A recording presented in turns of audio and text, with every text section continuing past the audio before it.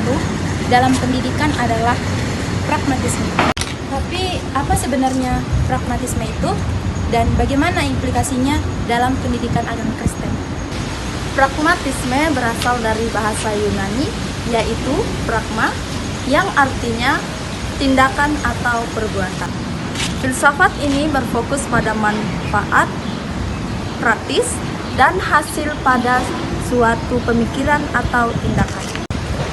Charles Sanders Peirce, William James, dan John Dewey, mereka merupakan tokoh-tokoh utama yang berpengaruh dalam pemikiran pragmatisme ini. Mereka menekankan bahwa kebenaran suatu gagasan harus dinilai berdasarkan manfaat dan dampaknya dalam kehidupan nyata. Kemudian terdapat prinsip-prinsip pragmatisme dalam pendidikan. Pendidikan berbasis pengalaman John Dewey sebagai salah satu tokoh pragmatisme. Menekankan pentingnya pengalaman dalam pembelajaran, pendidikan mampu relevan dalam kehidupan nyata siswa dan membantu memecahkan sebuah masalah. Kemudian kita masuk pada implikasi pragmatisme dalam pendidikan agama Kristen. Yang pertama, pendekatan kontekstual dalam pembelajaran. Pendidikan kontekstual dalam pendidikan agama Kristen menitik beratkan hubungan erat antara ajaran iman dan kehidupan sehari-hari peserta didik. Metode ini bertujuan agar pemahaman tentang ajaran Kristen tidak hanya terbatas pada teori saja, tetapi juga dapat diterapkan dalam tindakan nyata. Kemudian kontekstualisasi dalam pendidikan agama Kristen adalah proses menyesuaikan ajaran iman dengan kondisi dan kebutuhan peserta didik dalam kehidupan sehari-hari.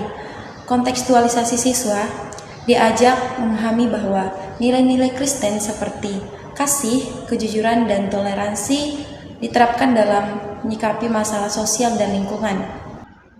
Baik, di sini saya akan melanjutkan yang bagian 2. Pembelajaran berbasis pengalaman dalam pendidikan agama Kristen.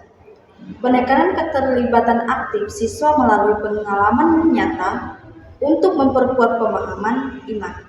Di sini saya mengambil dari kitab Galatia pasal 5 ayat yang ke-13. Sebab kamu telah dipanggil untuk merdeka, tetapi layanilah seorang akan yang lain oleh kasih. Landasan Alkitab ini menjadi landasan bahwa menjadi dasar bahwa kebebasan dalam Kristus Yesus harus diwujudkan dalam pelayanan. Kasih kepada sesama satu bentuk, menerapannya adalah kegiatan pelayanan sosial seperti bakti sosial atau kunjungan ke panti asuhan, di mana siswa diajak melayani masyarakat secara langsung. Implikasi yang selanjutnya yaitu pengembangan kritis dan kreativitas. Pengembangan berpikir kritis dan kreativitas dalam pendidikan agama Kristen bertujuan membantu siswa agar mampu menganalisis dan merespon isu-isu moral dan sosial secara mendalam seperti dalam 1 Tesalonika pasal yang ke-5 ayat yang ke-21 mengatakan, "Ujilah segala sesuatu dan peganglah yang baik." Landasan Alkitab ini menjadi dasar bahwa setiap informasi atau ajaran perlu disaring terlebih dahulu sebelum diterima. Nah, dalam konteks pendidikan, ajaran ini mengajarkan kepada peserta didik untuk tidak menerima informasi atau ajaran secara mentah-mentah, melainkan melakukan evaluasi berdasarkan prinsip kebenaran dengan yang diajarkan oleh Alkitab. Baik, di sini saya akan melanjutkan pembahasan yang keempat. Di sini judulnya Pendidikan Karakter Kristen. Penerapan nilai-nilai Alkitab dalam kehidupan sehari-hari menjadi inti dari pendidikan karakter Kristen. Prinsip-prinsip seperti kasus kejujuran, kerendahan hati, dan disiplin ditanamkan melalui pembelajaran, bimbingan, dan diskusi kelompok. Baik, di sini kami akan membuka sesi pertanyaan yang akan kami buat sendiri dan kami akan jawab sendiri. Serta kami akan menyertakan kesimpulan di akhir video ini dan di akhir tugas kami. Apa dasar-dasar pemikiran filsafat pragmatisme?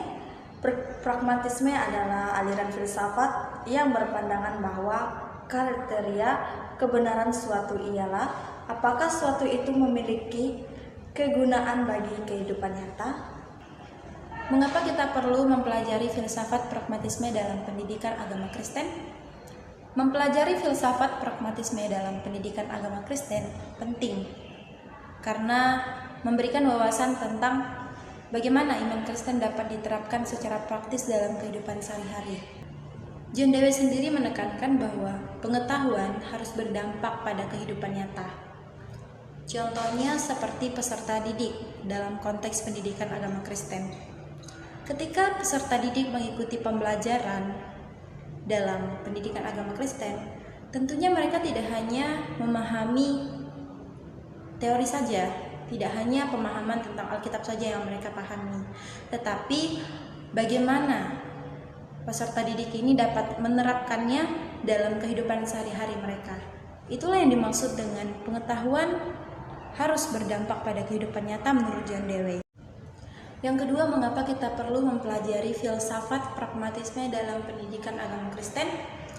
Yaitu sebagai pendekatan pragmatisme dalam mengajarkan ajaran Kristen yang harus relevan dengan kehidupan modern. Bagaimana seorang pendidik Kristen dapat menghubungkan nilai-nilai iman dengan realitas sosial, ekonomi, budaya masa kini. Berikut tujuan dari filsafat pragmatisme dalam pendidikan agama Kristen. Tujuan filsafat pragmatisme dalam pendidikan agama Kristen dalam memastikan bahwa ajaran iman tidak hanya memahami secara teoritis, tetapi juga diterapkan dalam kehidupan nyata, di mana siswa dapat mewujudkan iman dan tindakan, membuat pendidikan agama Kristen relevan dengan kehidupan modern, serta mendorong pendidik maupun peserta didik untuk berpikir kritis dan reflektif.